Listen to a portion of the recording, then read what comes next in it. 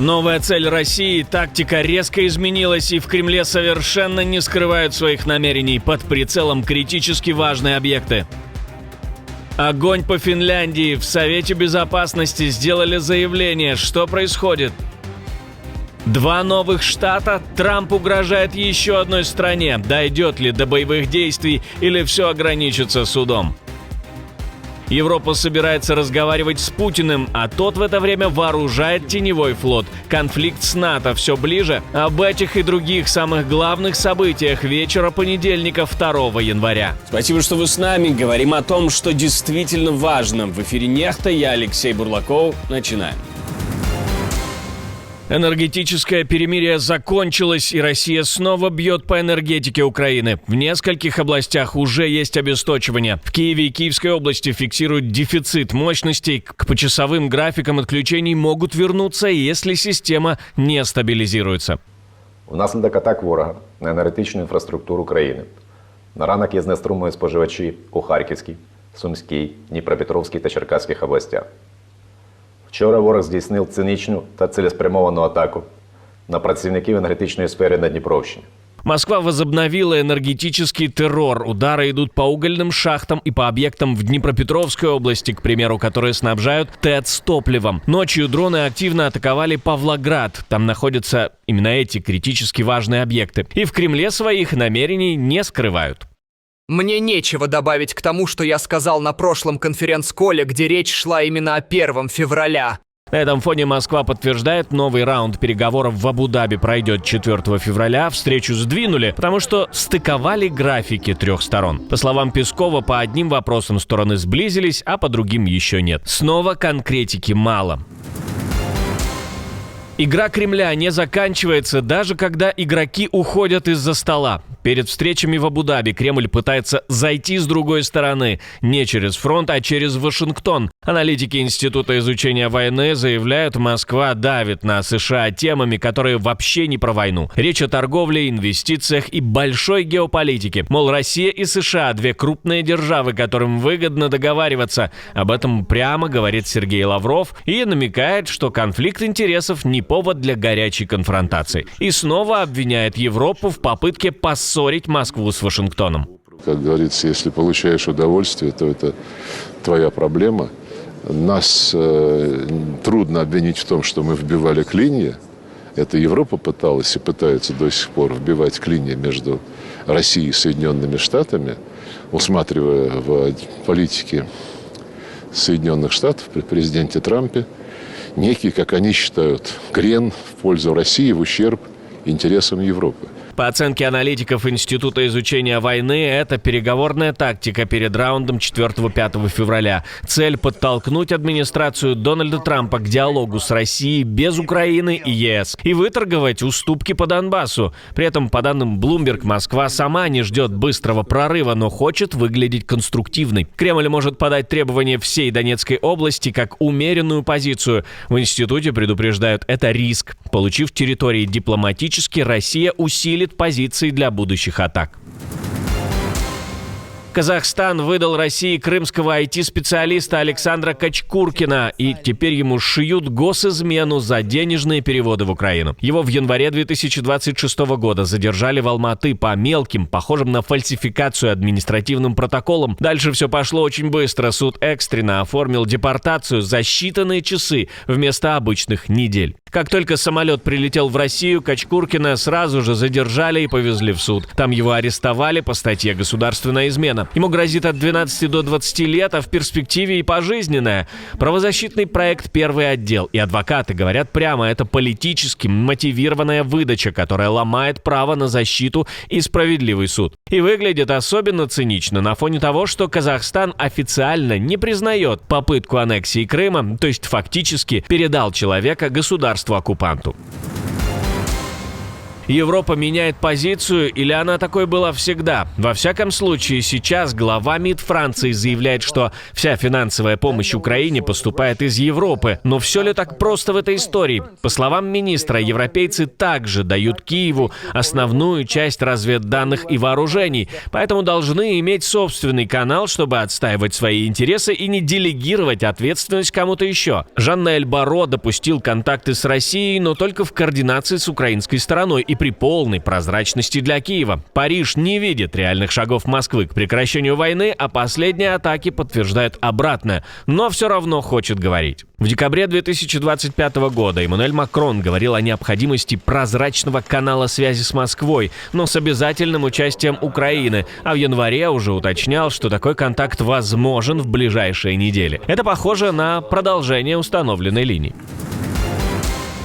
Трамп оторвался на ужине клуба «Альфа-Альфа» в Вашингтоне. Дональд Трамп выступал в своем стиле с колкостями, жалобами и рискованными шутками. И выдал: «Мы не собираемся вторгаться в Гренландию, мы ее купим». Успел поугрожать Канаде и Гренландии, правда, в шутку. Правда, никто не смеялся.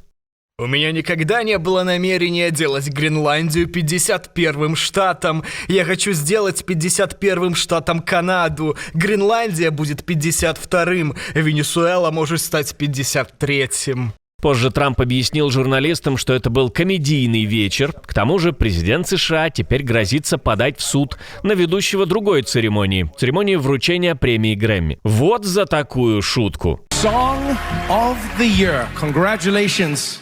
Песня года. Поздравляем Билли Айлиш. Вау, это премия Грэмми, которую хочет получить каждый артист почти так же, как Трамп хочет получить Гренландию, что вполне логично, ведь остров Эпштейна исчез, и ему нужен новый, чтобы проводить время с Биллом Клинтоном. Трамп в принципе назвал премию мусором, говорит, это худшее, что может быть, и смотреть ее невозможно. Германия остановилась, и это не метафора. В 15 федеральных землях из-за забастовок почти остановился общественный транспорт, сообщают местные медиа. Во многих городах автобусы, трамваи и метро либо вообще не вышли на линии, либо ходят по урезанному графику. Но есть исключения. В Нижней Саксонии транспорт работает. Там действует так называемый мирный период по контракту, и бастовать пока нельзя. Я понимаю, люди сейчас живут на грани, средний класс. Они больше не могут платить за жилье, а расходы на электроэнергию сильно выросли. Мне нужно выплачивать много просроченных платежей, несколько тысяч евро. Так что для среднего класса это изматывающе. Это тяжело. Я понимаю людей.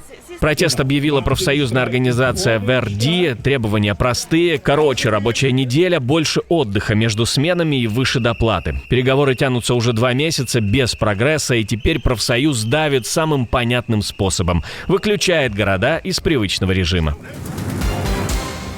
Нефтяной танкер, и на палубе люди с оружием. В Балтийском море запахло не только нефтью, но и военной историей. ВМС Швеции заявили, на части судов российского теневого флота замечены вооруженные люди в форме. Это необычный экипаж. По оценке военных, это сотрудники частных охранных или военных структур. Они находятся на борту постоянно. И это уже другая категория риска.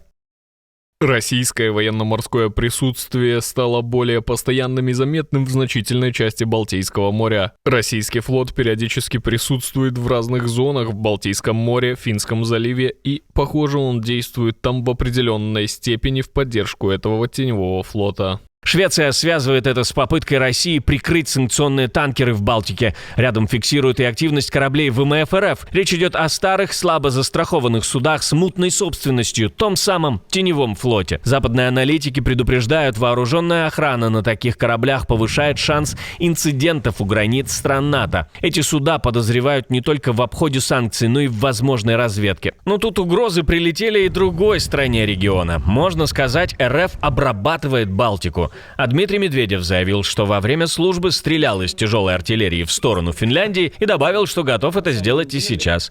Заявление прозвучало от зампреда Совбеза РФ, то есть не блогера, а от человека из верхушки власти. Потом еще стрелял сразу же из нашей противотанковой пушки образца 1937 года, 45-ки. Да, все стреляли в направлении финской границы. Не потому, что мы с Финляндией враждовали. Наоборот, тогда был такой пушистый период, а просто потому, что там часть находилась. Финляндия уже в НАТО. Граница с Россией стала линией прямого соприкосновения Альянса и Москвы. И такие слова – это не армейская байка, а политический сигнал. Взрослый конфликт с детской развязкой, конфликт президента и министра закончился протестами и скандалом. В Праге открытая война верхов. Глава МИД Чехии Петр Мацинка заявил, что он и его министерство будет просто игнорировать канцелярию президента Петра Павела. Мне не остается ничего другого, как просто игнорировать господина президента не только лично, но и как Министерство иностранных дел. Самый разумный способ не эскалировать ситуацию – это игнорировать администрацию президента. Суть конфликта вокруг назначения Филиппа Турека из партии «Автомобилисты за себя» министром охраны окружающей среды. В переписке, которую показал Павел, Мацинка якобы угрожает последствиями, если президент не пересмотрит свое решение по Туреку.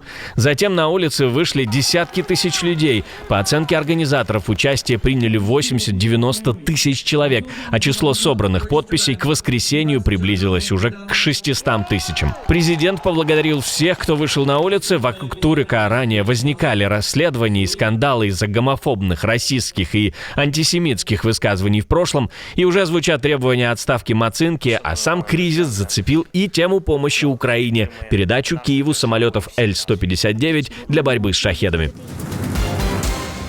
Страна без моря, главный поставщик рыбы. Беларусь вышла на первое место по поставкам рыбы в Россию, обогнав Китай и Турцию. За год РФ закупила за границей около 680 тысяч тонн рыбы. Из них 112 тысяч тонн пришлись на Беларусь. В деньгах это примерно 336 миллионов долларов. Основные позиции – крабовые палочки, сельдь, форель и копченая рыба. То есть везут не океанский улов, а переработку и продукцию из привозного сырья. Факт звучит парадоксально, но схема простая. Переработали и продали как белорусский экспорт. Теперь именно Беларусь номер один на этом рынке. А в прошлом выпуске мы говорили о том, что президент снова говорит о готовности начать бомбардировку. Неожиданная связка. В документах Джеффри Эпштейна якобы всплывает упоминание Владимира Путина, а в Европе началась целая серия громких отставок. Параллельно тревожная география. Москва стягивает войска к границам, а НАТО срочно допиливает план сдерживания. И главный вопрос уже не зачем, а когда.